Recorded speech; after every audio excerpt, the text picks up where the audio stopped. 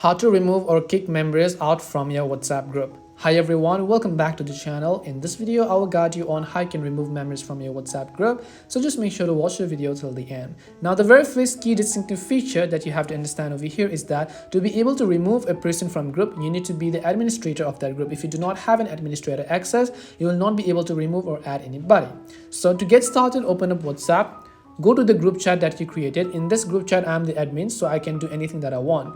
So I just want to tap on the group chat name from the very top of the screen. And if I scroll down here, you can see 4 participants, including me. So if I want to remove a specific participant from this group chat, all I need to do is just tap on their name. And then I can make them a group admin, or I can just access the info, or to remove them from the group, I'll just select the option called remove from group, which you see from the bottom. Once I've done that, it'll ask me for a confirmation, tap on remove button.